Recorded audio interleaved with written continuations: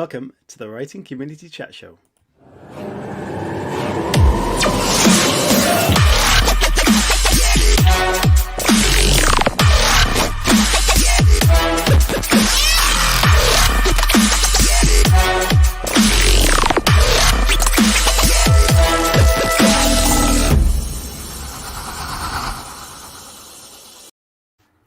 Hello everybody, welcome to this, I guess another bonus show of the Writing Community Chat Show, which is a fantastic thing as always. And instead of a Monday, we've actually got a show on a Tuesday, which is kind of interesting. But you know, the platform is here, the same as kind of usual, and there's no letdown in the guests. We've also got another fantastic guest on for you today, which is super exciting. And sat with me as always is Chris Hooley. Hello Chris. Hello. Yeah, this week is amazing for guests. I mean, if you're into writing or reading in general, then you're just absolutely going to love this week. And I'm really excited about all the guests that we've got. So I cannot wait to get started of this week. Do you know what? It's kind of funny that we've never really had, proper children's authors on the show. And then suddenly, we get Julia Donaldson on the show and we've got tonight's guest on the show.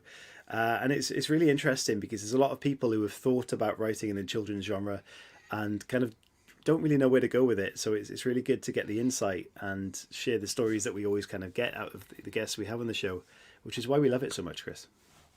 Yeah, I mean, I didn't put that much thought into it as what you've just said in terms of we've never had a guest like this. I just saw his book and it was absolutely fantastic. And I saw the great reviews it was getting. And then I looked into his history and I was like, well, I've got to get this guy on the show. So yeah, that's why he's here with us tonight when we eventually reveal who it is. Well, I'm sure they'll know. Hello to you all on chat. Linda, hello to you. I hope you're having a good week. Anya, hello as always. Always great to see you. And Lyth is there as well. And, a happy midweek almost. Kind of there tomorrow, I guess. Yeah, we're almost there. We'll push you over the edge tonight. Yeah, not literally, but we will get you to Wednesday. You'll be wanting past hump day after today's show. Not at all. So we're not going to advertise the beer token today because, again, we're a bit laxy-daisy in promoting this. But what we're going to do is we're going to put tonight's guest book up in the corner, kind of the way it should be normally when we're not trying to support the show in that way. So I'm going to do that right now. And I'm going to say, Chris, this is possibly one of my favourite covers on a book that I've seen. And yeah, I mean, it's a phenomenal colour. Any colour or a book with orange, as people who may follow me on Twitter see. A lot of my books that I've really enjoyed this year have had some sort of orange element to them. Well, so is that like a public marketing thing that we need to think about here? Yeah, maybe orange is the new black. Oh, they've already done that. But yeah, that's probably a bit of a thing there. Anyway, so should we get tonight's guest on, Chris? Definitely. By the way, just so you know, we're on at 6 o'clock because obviously in Britain, for you guys in America that are watching, soccer is happening, and European Championships, of course, and EastEnders and all the popular soaps have moved their schedule, so we've accommodated as well, but it's no bad thing. So I'm surprised you nearly forgot that, Aga, because Wales had a very nice victory for you yesterday. They did. And went through. They went through. It wasn't a victory, but it was good enough. Yeah, I mean, England didn't even have to play to get through. That's how good we are. Well, I'm sure we'll hear enough of that from the pundits tonight. Anyway, so today's guest, ladies and gentlemen, he has lots of experience working in a bookshop before taking a job in publishing, and now splits his time working between selling books for a publisher and writes his own children's books and young adult books, which is fantastic. Ladies and gentlemen, please welcome PHIL EARLE. Hello, Phil. Hello, all. You're right. We are fantastic, Phil. Thank you so much for joining us. Honestly, it's an absolute honour that you will. And like I said, I absolutely love this cover and very excited to get into the story. Thank you. Yeah, it was a proper gift, this cover. It came together really pretty quickly, which doesn't often happen, as you know. So, yeah, it's a good one. Fantastic. So are you good? Everything good in Phil's life? Yes, very good. Yeah, it's been a crazy month, really, because the book came out sort of first week of June, and I've just been on the road, really, driving myself around and out with my publisher. Managed to get around about 60-odd bookshops to sign stock this month. So it's been just fantastic. Yeah, amazing. So what's that like, Phil, going around, like signing 60 bookshops worth of books? Like, yeah, it's been brilliant, mate, to be honest, because this is my 20th book. Yeah, this is my 20th book that I've had published. I've been at it now, been published for 10 years this year. And as a lot of us know, it's a struggle, it's a journey, you know. And 1 minute you're like this, then the next minute, you know, you're right down where you started and beyond. And so, you know, if I'm really honest, there's been quite a few books I've had out where I don't really go in because I'm too scared that I won't find it, or, you know, there's so much pressure on bookshops to stock books. And but this one seems to have hit something. And so instead of walking into shops and being lucky enough to sign 1, 2, maybe 3 copies, I've been walking in and there's piles of 15, 20, 30, 40 books. And it literally has blown my mind a little bit. But it's been really special. Yeah, it's been wonderful. Have you ever thought, I see this happening quite a lot now, where someone, maybe a celebrity author, has gone into like a supermarket and seen their book and left a cheeky little message in. Have you ever thought about doing that? Yeah, it's good, isn't it, when they do it? I think, was it Bryan Cranston did it in one of the airport terminals, I think, with, you know, the guy from Breaking Bad. And I think, you know, people would be well excited to get a book from him. Me, maybe not so. But yeah, you know, it's nice to find different things to write in the books. You know, you don't just want to write your name, you know. So I've tried really hard where I can to sort of scribble different messages and stuff in there. Wow. So, yeah. Have you ever put anything really cryptic, Phil? Yeah, like... no, I've got to get better at stuff like that. I'm going to be, you know, an author with a career. So can we rewind it a little bit and find out how you actually stepped into that in the first place and where that inspiration came from? Yeah, absolutely. I mean, it feels like my sort of journey to becoming a reader, never mind a writer, wasn't your typical one. I didn't read novels as a kid. I struggled with it, didn't have a lot of confidence, didn't feel like I could get through a chapter, never mind a whole book. But comics were my thing. So, you know, Roy the Rover, I'm a big footy fan. So Roy the Rover's comic, I don't know if you remember this. You're probably both too young. So Roy the Rover's used to come through our letterbox every Monday. And me and my brother, I have a 2-year older brother who, of course, is just put on this planet to make my life a misery. So, and he was bigger and harder than me. So every Monday there would be this fight in our house about who got to Roy the Rover's comic first. And he always won. And it was agony because he'd hide it from me for like 5-6 days, you know. And so comics was my way in. But, you know, when I went to school with comics, teachers back then were very different about reading. They were a bit more sneery. And if I'm honest, I felt pretty much like the door to reading had been closed in my face, really. So I got to the age of 26 and I got a job in a bookshop just to pay the bills. I was having a lot of problems at that point in my life with my mental health and with anxiety and stress. And as a result, I didn't feel like I could hold down a job where it was going to be massively stressful. And I saw an advert in a bookshop window in London. I got a temp job for Christmas. They made me work in kids' books because no one else wanted to do it because it's always a mess. Do you know what I mean? You can spend hours in a kids' bookshop tidying, alphabetizing and stuff, and then one little kid comes in and just just throws them everywhere. Yeah, nightmare. So, but the woman that ran that shop was amazing because she said, "Look, you know, we work on recommendations here. We have a lot of loyal customers. So when a young person comes in, I want you to be able to say to them, I've read this, give it a go." And she shoved a book in my hand called Holes by Louis Sacre, which is an American novel, and that was it. It blew my head off. Literally. It took me on a different path because it was, for me, if anyone asked me what's the book I should read, you know, if you want to have a masterclass, and not just for kids writing, just a masterclass in style, brevity, character, plot, that book is it. It ticks every box. It's 200 pages long, but it covers 200 years of history. And it's a drama, it's a comedy, it's a Western, it's a crime book, it's a mystery book, it's a murder book, it's a family saga. It's got everything. And it, for me, it was seminal, and it still is. It's that book I go back to time and again. And that was it. That just took me down this path, really. For the next 2 years, I read every single kid's book I could get my hands on, including a lot of books that no 26-year-old man should be seen reading in public. You know? And there's a brilliant. She's no longer with us. She passed away sadly. A woman called Louise Renison, and she wrote a series a bit like Adrian Mole, really, but it was called. The first one was called Angus Thongs and Full Frontal Snogging, right? Yeah. So 26 years old on the tube in London reading this book in public, and it's making me laugh so hard I'm blowing snot bubbles out my nose. You know, it's not a look that gets you a girlfriend, but it was that thing of, I just became quite obsessed with kids' books. And so after 2 years, I just thought, well, I'm going to try and write one. And I had a knackered old laptop. So every lunch hour at the bookshop, I would sit in the basement and I would write. I had an hour and I'd take my sarnie down there and I'd sit there and I'd write. And that was my way in, really. Wow. That's a really interesting story. I mean, you mentioned that when you were younger, you couldn't really get into novels, and maybe it was a bit, the stories are quite daunting when you're not really into reading, to look at something, there's a big story and a world to get into. So what was there was an instant attraction when it came to children's books, and was it kind of the simplicity of the story or the structure? Was there a lot more flowing in these sort of shorter stories? Was that the draw for you? Yeah, both of those things, I think, mate. It's that thing of, brevity is key. I'm not a big fantasy reader within the kid genre. I was lucky enough to work on books like Eragon, the Christopher Paolini, the big sweeping dragon epics, and I can see the attraction. But for me, it's more about that brevity, that pace of storytelling, that thing of children as readers are the most discerning, because if they get bored, they're going to put it down. And especially now when you've got TikTok and Instagram and Twitter and all those different things, Fortnite vying for their attention. So for me, it's that purity of storytelling. It's the pacing, and I'm a reluctant reader still.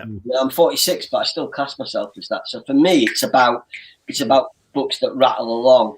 That's the attraction. We've mentioned on the show previous times about how important capturing that imagination as a child in reading in schools. Chris, English teacher, this, and it is a really important thing that can either turn someone into a great reader and potentially a great author, or it can really turn them off reading completely. So, have you ever thought that, you've written all these children's books now and you love how this kind of plays out, and what attracts you as a reader who isn't necessarily a big reader in that sense? Have you ever thought about creating something slightly more adult that could perhaps tap into that?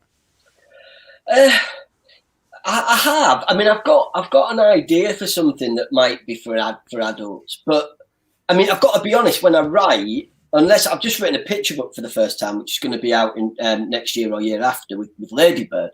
But aside from that, anything that's kind of aged 8 upwards, I don't think about it deliberately as being a kid's book. I think about it being a book that I'd enjoy reading.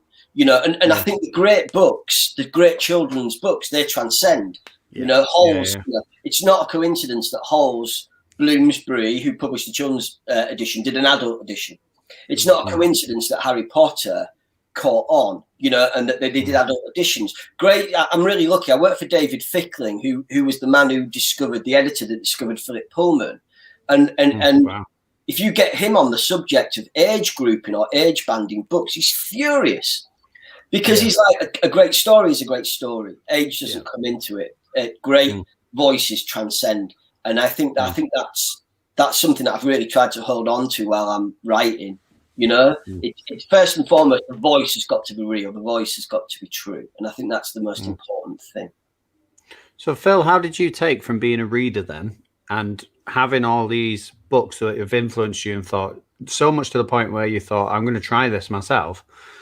How was that transition from going to a reader into a writer, and what was that whole process like? Because obviously it's great reading other people's work and you think, wow, that was amazing. But then when you actually sit down to write, it can be quite a daunting experience. So tell us a little bit about that. It was a long process, Chris. It was so I started writing at 28 roughly. And I worked on this book for about 5 years, the same book. I redrafted,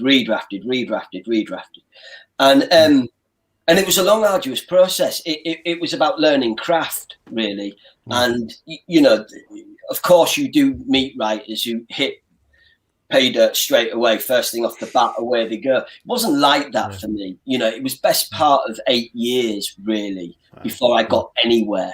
And I gave up for some of those years. I wrote a book. I worked on it for, as I say, for about 4 or 5 years. I sent it off to every editor, every agent I could find. And all of them came back and said the same thing, which was that, whilst your writing isn't terrible, this is nowhere near good enough to publish. And that's a hard pill, isn't it? It's a hard pill. And I think, you know, that thing that you said there, that inevitability that you absorb other people's voices, or you try to mimic or ape other voices, that's one of the downfalls. That's one of the pitfalls that you mustn't fall into. It's all about finding what your voice is. So for me, it was about going back. Even though I wasn't a reader as a kid, there were certain influential things in me as a storyteller that I needed to go back to. And one of those was theatre, for example. Now, I don't mean Shakespeare and the classics. I've always struggled with the classics, whether it's in literature or theatre or whatever. That's not my thing. But I grew up in Hull, yeah? It's up in northeast of England. And it's quite isolated geographically. And culturally, it's often thought to be a bit like there's nothing happening. Culturally, the most famous thing to come out of Hull in the last 40 years is the House Martins, the band The House Martins, which that's major for me. I love it. But for me, growing up, there was a theatre company there called Hull Truck, and the man that ran it, the artistic director, was a man called John Godber. And throughout the 80s and 90s, he was the third most performed playwright in the UK, behind Shakespeare and Eightborn. But the difference for me, was he was writing about my people. He was writing about bouncers and hairdressers and teachers and rugby league players. So for me, reading, I used to struggle with that middle class, you know, kids fiction back in the 80s. It was very middle class. You know, people were still reading C.S. Lewis and Tolkien. And for me, a stately home and a wardrobe at the back of a big room that said nothing to me about my life. Whereas this guy's plays, he was talking about people that I recognised, and that lit a real thing in me. So every single Godber play that was on, I went to see at least once, if not twice or three times. And the rhythm with which he writes and the pace with which he writes and his dialogue is unbeatable. So for me, I went back when I started to really get it as a writer. It was because I'd gone back to those earlier influences, the influences that had really got to me personally, you know. Once I stopped trying to imitate other people and try and find my own voice, that's when I started to make leaps, I think.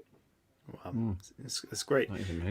Let's talk about When the Sky Falls then, because as I mentioned just before we came on air, it's something that I'm desperate to get into now. I love the idea of the story. It kind of captures things in my life that I'm interested in, and the cover is fantastic. So let everybody know what that's about, and then we can dig into that story a little bit.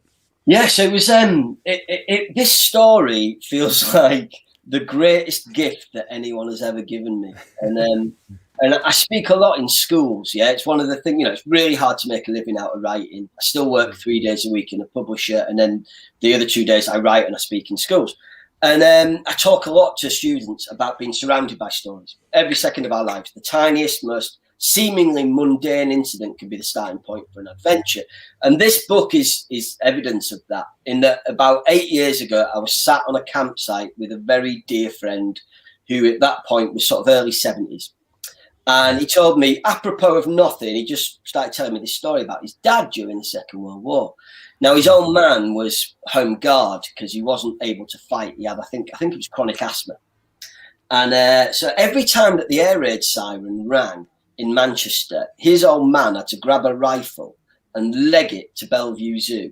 And no matter how cold it was or how rainy it was, because it was Manchester, he had to sit there all night outside the lion's enclosure with the rifle trained through the bars of the lion's cage. Because if the Nazis dropped the bomb that landed on the lion's cage and it blew out the wall, and if the lion got free, his dad's job was to shoot the lion before it went on the rampage to kill people. And then, honestly, I know it sounds like a bit of a cheesy line, but I promise you it's true because it's happening now. I've got goosebumps. You know, like as writers, when a story presents itself to me, that's the moment. Do you know what I mean? Like hairs on end, goosebumps. And I've never experienced excitement as a writer like that. I promise you, it was visceral. I felt it. It was like someone had plugged me in. And immediately I knew there was something in it. I didn't know what the story was because I knew that if I was going to tell it, I'd want to tell it for young people. So that notion of a 30-year-old man, you know, your protagonist would need to be significantly younger. So I just started asking myself that question, really, that like writers ask, I guess, which is what if? And you know, what if that rifle ended up in the hands of an angry 12-year-old boy instead of a responsible adult? what if instead of, it's 1941 and all these kids have been shipped out of the city to the countryside because it's not safe? What if there was one boy whose behaviour was so appalling that his grandma couldn't cope with him? His dad was away fighting. We don't know where his mum is at the start of the book, but his behaviour is so blooming awful that they're shipping him into the city to stay with a woman who he doesn't know. She's a distant sort of family friend, and she's the only person that'll have him. So he's going into the bombs while everyone else is escaping from him.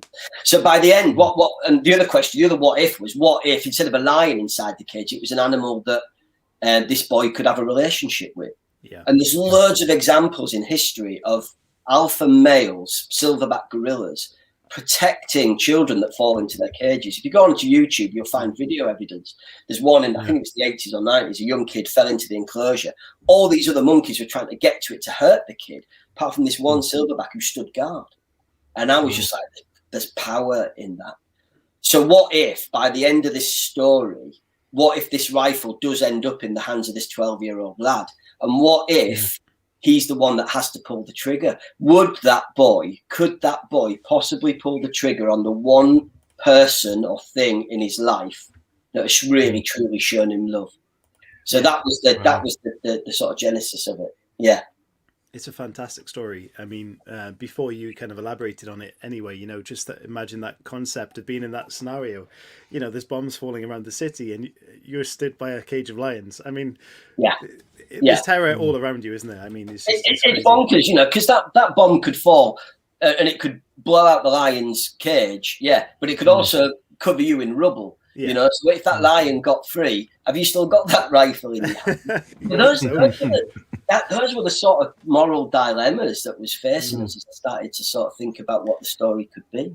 So did the process of, when you got that story and your goosebumps stood up and you were like, this is exciting me, and then you figured out the details, in terms of the characters and the age, how did you approach that story, and was it any different to all the other stories that you'd written? It wasn't really. I'm not a big plotter at all, and I know this is a big area of debate with writers, who's a plotter and who's a seat of the pants writer. And for me, I'm not a plotter. I've tried it at the start of my career. I tried it, and what I found was that it stifled the way I worked. It felt like the creativity had gone. What I love, what I get excited about, is that idea of being the first reader. Yeah. Almost. Do you know what I mean? Yeah. So often what I have is a starting point and an end point, but as for the in-between bit, I have absolutely no idea. And so this was no different, really. I knew my start and I knew my end, but I didn't know the middle.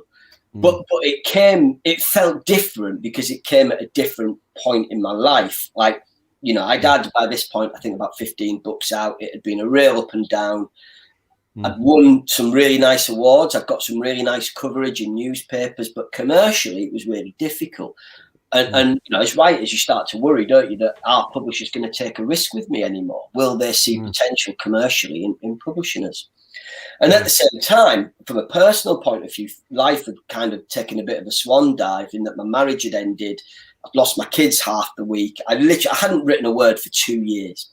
I just got to this point where I literally thought I was done. Without being dramatic, I just thought, I don't see myself doing this anymore. And as a result, 2 years passed and I didn't write a word. But as I started to sort of dig myself out of that hole, that story was the one that kept coming back. And so it brought me back. It sounds really pretentious, but that story brought me back. And I've never been more excited writing a story than I was working on this one. I've never worked as hard on a story as this one. The editor that I got to work with is a woman called Charlie Shepherd. She's the publishing director at Anderson Press. They're best known for publishing like Elmer the Elephant, things like that. And she worked me so hard. She bought this book based on the first 10,000 words, the first sort of sixth of the book. But I did more drafts on this than I've ever done. And it was a joy. She really tested me. And I think it improved me massively as a writer. That editorial relationship is so important. So Phil, how important was, like, the cultural aspect in terms of capturing the moment, because I should imagine a lot of your readers are obviously coming to this book without that much knowledge of what it was like in the 1940s, and to have like bombs dropping from the sky, like that almost seems alien to some people now that actually happened. So how, as a storyteller, did you challenge yourself to capture the intensity of that sort of situation and get it onto the page? Yeah, you're right. It's really, and not just for the reader, but for me, I'm by no means an expert in anything to do with World War II. So for me, it was about, in terms of research, it was about going to the things that excite me. And that's film, it's cinema, it's TV, it's footage, it's images. Again, if I tried to sit down and read half a dozen books about World War II, I would never have written this book, because I can't, my brain doesn't work like that. I can't digest in that way. I'm really visual, I think. I really struggle off the page. So I went back to classic films. I watched as many World War II and even World War I films as I could. You know, things like, Saving Private Ryan, Hope and Glory, Empire of the Sun, those sorts of touchstones that I'd had growing up. I went to things like Gorillas in the Mist for the animal stuff, all the old David Attenborough footage. But also I used Google Images a lot. And I know a lot of writers might sneer at that. But for me, I plastered my wall in images of the Blitz. So there's an image that comes in quite early when Joseph has arrived in the city and he's traveling through the bus to this house for the first time. He passes a bookshop which has been blown out, the front wall's gone. But outside it, there's a kid sat on a pile of rubble with a pile of books at his feet. And what he does, this kid is reading the books, he flicks through them, and then when he finishes one, he puts it back on the shelf inside the wrecked bookshop, and then comes back to the next. And the only reason that I got that detail was from Google Images. There was an image of a kid doing exactly that. And that they're the images, those things, that way of working really excites me far more than absorbing through 500 pages of a non-fiction book. So that's what I did. I had as many images dotted around my laptop as I could, and I drew from them, and I drew from those films. And I tried to empathize. I think as a writer, that's the thing, isn't it? You're trying to work it out for yourself, what it would be like to live at that time. So that was it. That's what I was trying to do. That's what good writing is. I think it's empathy. It's that. Definitely is. That's wonderful. That's such a great way of working as well. I've never heard of that in terms of, but you can see it makes so much sense in terms of, a storyteller pulling together all these little pieces and putting them into one piece. I just think it's fantastic.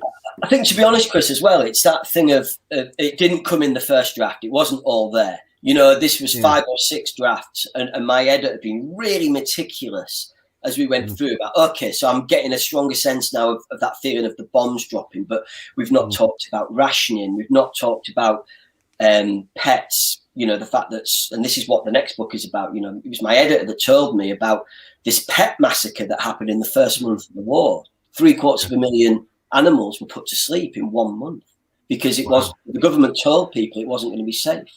And so, it was a layering thing, draft by draft, a little bit more. She really teased it out of me, and that's an editor's great skill. Yeah, fantastic.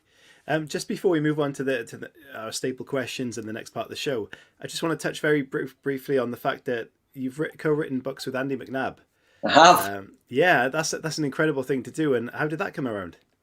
It was really fortuitous, like a lot of things. I mean, so this is the first one. So this is Get Me Out of Here, which came out, I think, about 18 months ago. And the reason that came about, I think, anyway, was that when my first job in publishing was working for Transworld, who's Andy's publisher, I was a sales rep for London. And so one of my jobs was organising sort of stock signings. So I got to spend a bit of time with Andy, driving around in this kind of SUV, jumping out the back, signing stuff. And he's a fascinating individual. Yeah. I've never met anyone like him. We talk now about that notion of celebrity writers, but this guy wasn't a celebrity. He wasn't known when Bravo 20 came out. But what I love about Andy is his literacy story, in that when he joined the army at age, I think it was 16, they assessed him and said that he had the reading age of a 4-year-old, I think it was. And so he was started on Janet and John books. You remember those old Ladybird, Janet and John? Oh, yeah. Really basic little hardbacks. And that lit a fire in him. You know, that was his journey to reading. And he's gone on to have an incredibly sustained career. It must be the best part of 20, 25 years now since Bravo 20 came out. He's had #1s around the world. He's the most astute man I think I've ever met. You know, he now works in film. You know, he pitches movie ideas to Netflix and Fox and all the big networks. He intrinsically seems to understand story. And I thought that would be really interesting for me to collaborate with him to see what would rub off, you know. I mean, you've got to look at these guys and go, my goodness, because that's what we want as writers. You want a sustainable career. Yeah. And Andy's had that. So it was fascinating. And he's a very, very interesting man to spend time with. And you've got, that's the second book now you've collaborated with him in.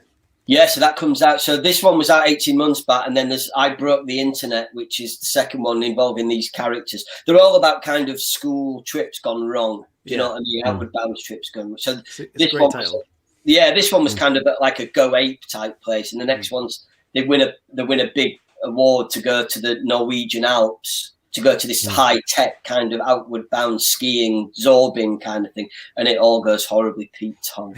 So, yeah, it's good fun. So, Phil, we have a lot of people that watch the show that are just starting out in writing, that are writing themselves, they're trying to get published. And it's very rare that we have somebody on that talks so much about their editor and the process that entails in terms of what you've gone into already. But I'm sure a lot of our viewers would be really interested to know just a little bit more about that in terms of how it actually works. Like, what's the process there? Do you finish your draft, send it off, get it back? Tell us a bit about that. I think it depends on the writer and the editor. You know, I mean, my editor Charlie with this book, as I say, she bought it on the first 10,000 words. And I think I showed her it again after about 25,000. So the end of the book, I think, is about 65,000 words roughly.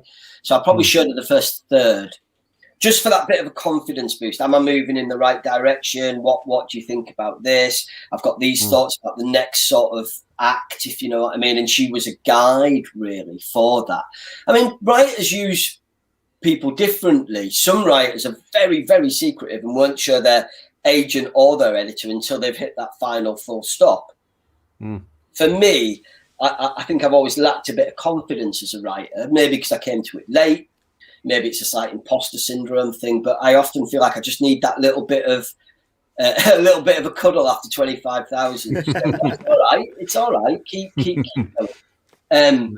But I think it very much depends. Some editors will go, I don't want to see it until it's done, because they don't want to put ideas in the author's heads, but also because editors are busy. You know, they're working on multiple books every month. So yeah, I think if it's not your editor or your agent, there are other ways to do that, though. You know, I mean, it's very interesting, the number of writers that I work with who are still involved in writing groups. Doesn't matter the fact that they might have had 5, 6, 10, 20 books out. They're still involved with those same writing groups that they were in before they were published.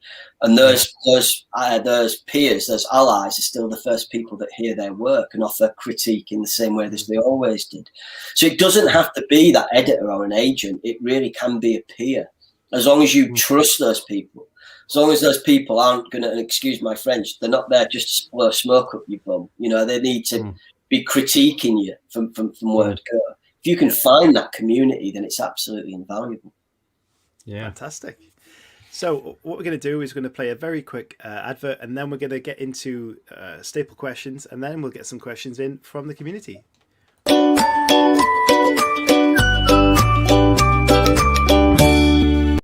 Hi guys, I'm here to talk about the amazing ProWritingAid and how I wish I had this software in my first 2 novels. I'm writing my 3rd at the moment and I really want to get it sent off to a real publisher, and this is going to make all the difference. Yeah, if you want to get yourself agent ready, then this is definitely the tool for you. And it's got a really cool tool where you can compare your writing to somebody else's. So you can compare your work to Stephen King or Paul Hawkins. Yeah, really test yourself. Go to town. It's fun. It is fantastic. And if you click on the link in the description of the podcast or the YouTube video, you will find a 20% discount affiliate link, which will help us out and help yourself out. So please check out ProWritingAid today. Ah, that wonderful laugh, Chris. So we've got some staple questions on the show, Phil, and we ask everyone these, and sometimes they're a bit awkward. Depends on your sense of humor, Chris. Yeah. So I'll start us off, and if you could take, Phil, any character from anything, be it literature, TV, film, and adapt that character into one of your stories, or do whatever you want with that character, what character would you choose? Oh, it's a good one. Oh, I love underdogs, right? I've got a real thing about underdogs. I don't think I could ever write a book that doesn't have one at its heart. And there's two probably. Like, I grew up I was born 74, so I got sort of 10, 11 when you really start to get into your popular culture and your films and stuff. And it was the era of the video shop. Do you know what I mean? Yeah. I mean, you guys are a lot younger than me, but you used to go to the video shop, and they would have like a twirly stand that you could pick stuff off. And my two go-tos that I would go to time and again. I'm allowed films; they don't have to be books, do they? Yeah, films are fine. Yeah, go on. No, it can be any fictional character. Was Rocky or the Karate Kid? And I became honestly, I just used to watch them on rinse and repeat. That thing of the underdog, the fight of the underdog, how the underdog goes from loser, perennial loser to taking on the world. And you can compare it to Potter. Look at Potter and the phenomenon there. That kid was the ultimate loser, but by the end of book 7. Increasingly long, book 7, he's taken on the world. So I would go back to those, and even in this, it's really embarrassing, like sometimes, because when you're talking to people about the books, and they'll say, "Oh, I love this scene," and this, what was the influence behind it? And I wanted to say to them, "Well, it was the Karate Kid." There's a scene which is basically lifted from the Karate Kid, which I know some people, especially within literature, will get quite sneery about. Do you know what I mean? But you don't have to cite Ishiguro all the time. It's fine to cite Ralph Macchio or Sylvester Stallone. It's like those characters endure, those films endure within popular culture because they work, because there's elements of truth in it. All right, increasingly not in Karate Kid 2, 3, or Rocky 3, 4, 5, 6, or whatever. But in those early films, there's real heart and there's real truth in those characters. So which one are you taking? Well, you have to pick one. It's got to be Balboa. It's got to be Rocky. It's got to be, What would you do with him? Any ideas? What can I do with him that hasn't already been done? Oh, that's point. True. That's a good Even fought at like the age of like 60 for goodness sake. I don't think he's going to become an academic. That's for sure. I think that's off the cards. I mean, it's a real commitment as well, watching all those films back over and over, because back in those days, VHS took ages to rewind, right? Oh yeah, forever. For absolute ever. I don't know the struggle these days. Play on the band. Yeah, so the second question that we have that kind of ties into that, and there's a few more coming along the way, but the second one that links directly to that is, if you could change the ending to any novel, TV, or film, what would you change the ending to, and what would you do with it? I don't know what I'd do with it, because I think it would be unbelievably rude to suggest it, given the sort of success this author's had. But like a lot of people, I completely fell in love with Donna Tartt's books. So The Secret History was a book that I remember reading in my 20s and just being like, this is off the scale good. I couldn't quite, because it was trying to be a lot of things, a lot of genres, and succeeding in every single one. So it was intelligent, yet it was pacey, and it had a lot of sort of classic stuff in it, yet it was still approachable for me as a reluctant reader. And then like the rest of the world, we waited, I can't remember how long it was at least 10 years, if not 15 years, for The Little Friend to come along. And I remember like getting that book on the day it came out, and me and my wife and my friend went to see her speak about it, and she was fascinated, brilliant. But I remember pouring through it and 600 pages, going, this is amazing, and getting to the last page and just going, oh my God, and then turning the page and there was nothing else there. And I remember going, where's the ending? Like, where's where is it? I thought it was like a printing error. It literally it stopped, and that was her ending. Do you know what I mean? But for me, it was that feeling of, where is it? It was wounded. So I honestly can't tell you how I would change it, and it would be, given the number of sales that brilliant writer has achieved, and I still would reread that book because it was still, the rest of it was magnificent. But that's the one time I remember going, I don't understand, I don't compute what's happened. It just seemed to go. Yeah, you read it again and again and go back to the same point. What's going on? What? I know. It doesn't stop me reading her other stuff. Yeah. She's magnificent. I guess you need to get a bit of closure on the end of that book. Yeah. That would be nice. So, Phil, we move into the morbid section questions now. And the first one is, if you could resurrect any author, collaborate with them on the condition that you then had to kill them, who would you be collaborating with, and how would you kill them?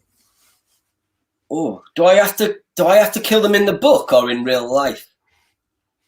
Real life. We normally say real life, but if you want to fictionalize it, yeah, why not? That is dark. Is that? Crikey. But you do get to write a book with them, so there is a silver lining. We've had some really creative ideas of death as well, so Harper Lee, I think, would be. You know, I mean, To Kill a Mockingbird is as close to perfect as you're going to get, I think. And I did remember when they started. I was talking about this to my girlfriend the other night, because she's got a copy of Go Set a Watchman on her shelf, and I have always refused to read it. I'm not doing that. I'm not gonna, and I don't know the reality behind what happened with that book, but it seemed to me a big coincidence that as this wonderful, reclusive, staunchly "I'm not writing again" writer, because she came towards the end of her life, all of a sudden this book came out of the woodwork, and you know, a lot has been written about it, hasn't it? You know, that Go Set a Watchman was an early first draft of Kill a Mockingbird or whatever. Yeah. So I would, but I can't read it because she does things to Atticus, I'm told in there, you know, that he becomes an almost slightly racist character, which obviously is at complete odds to everything that Atticus does within that book. And he is one of my absolute literary heroes. So I would probably bring her back to write a book with her, so I could find a really gentle and kind way of ushering off the earth without Go Set a Watchman ever being published. You know, that's a great idea. Yeah, because although I've never read it, and I never will, and I don't even like looking at it on the shelf. It just seems wrong. You know, it just seems wrong. I don't think it's tarnished her reputation or her legacy, but I don't like that it exists. It feels cynical, and I don't believe, although I have no evidence of this, I can't believe that she would have wanted it to be her last thing published. Yeah. On that note, then, let's not kill Harper Lee again. Well, we're not saying we killed her the first time, but let's get rid of the book. Let's kill the book. Kill the book. Yeah, kill the book. The book dies. Not in a Jeanette Winterson way, though. We're not burning the book. You know. No. Just hypothetical. Recycling. It died. Yeah, recycling.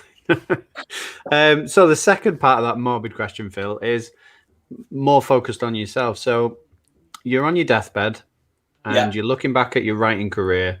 What is success to you? What would you be happy with? That is a brilliant question, because one of the things that being a writer can play with your head, like in quite a big way. This notion of success, this notion of when have I made it?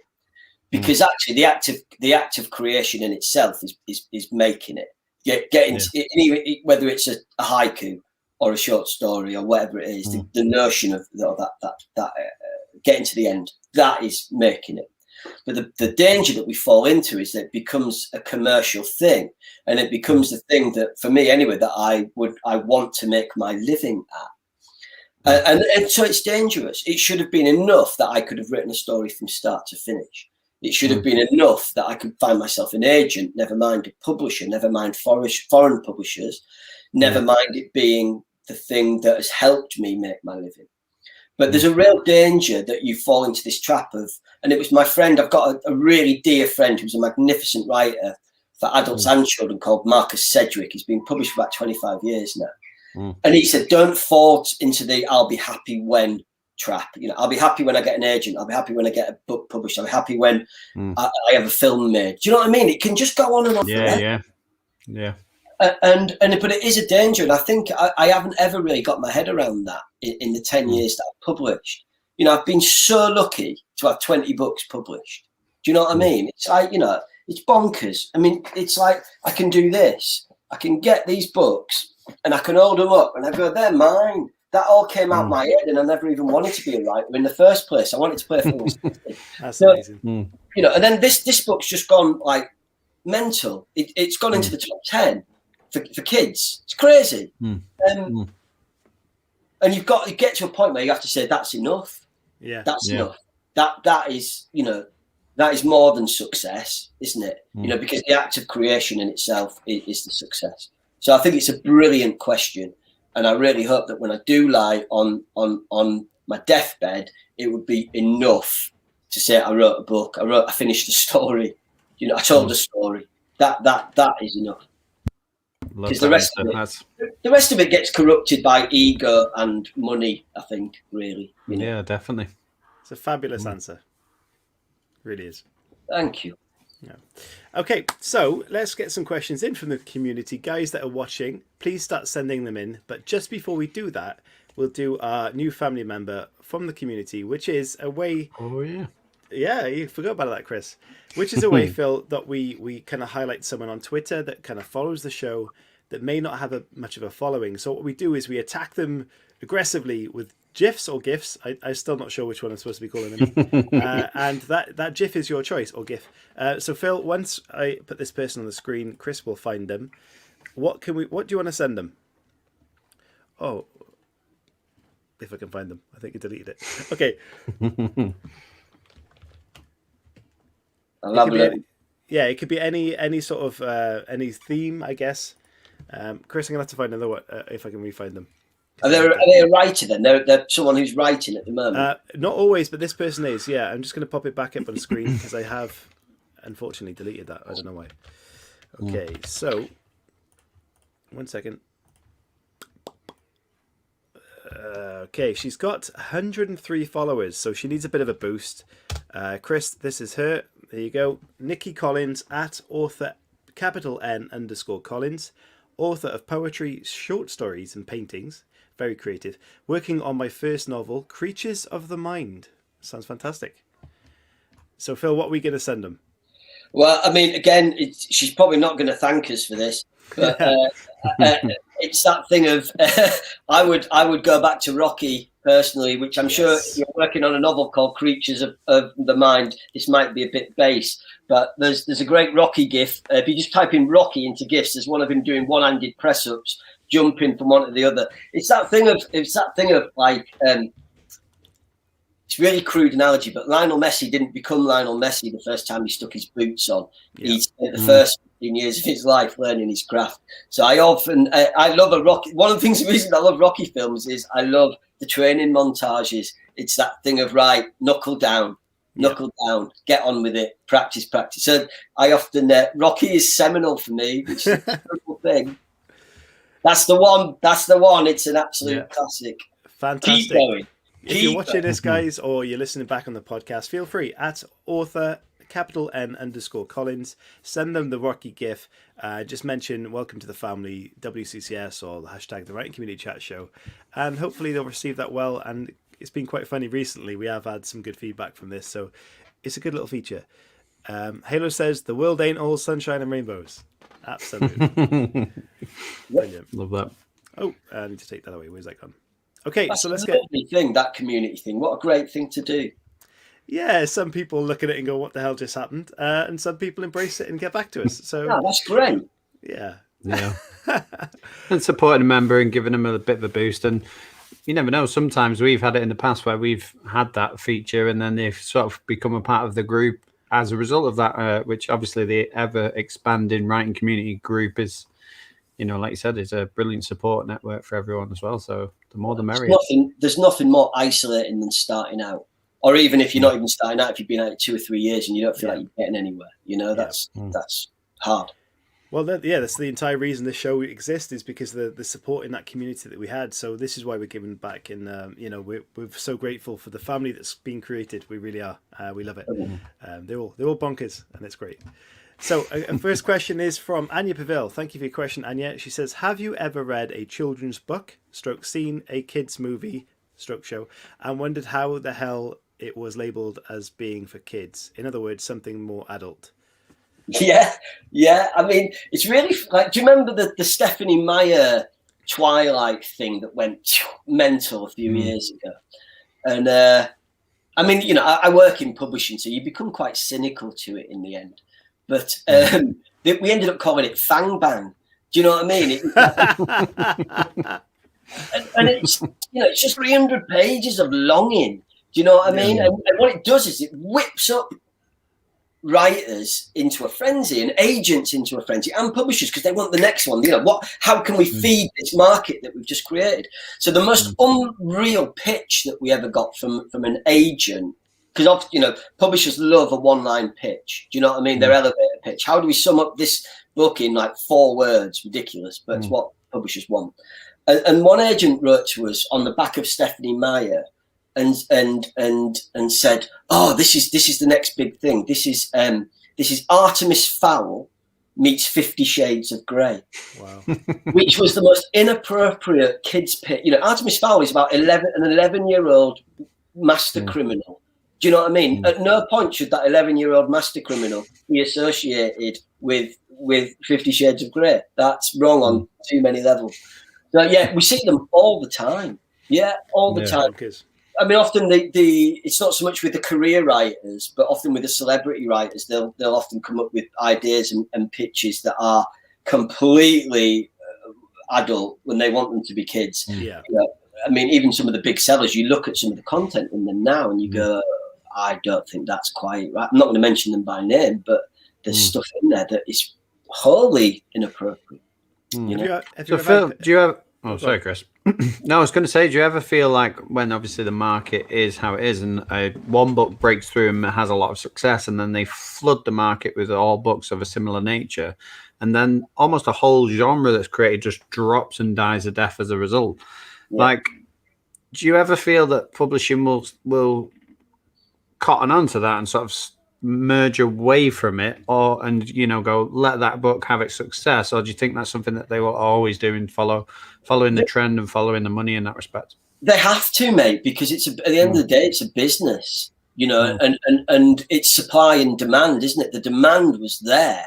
I mean, Stephanie Meyer drove billions of pounds around the world, and it also forged really good careers for some of the writers that followed after her.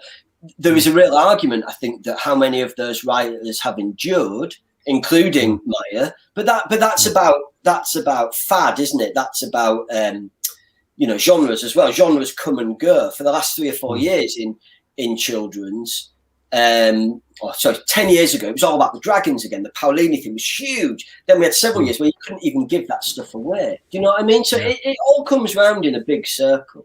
A lot of the stuff that we were putting out there off the back of Stephanie Meyer, some of it was stuff that we'd had on our list for several years.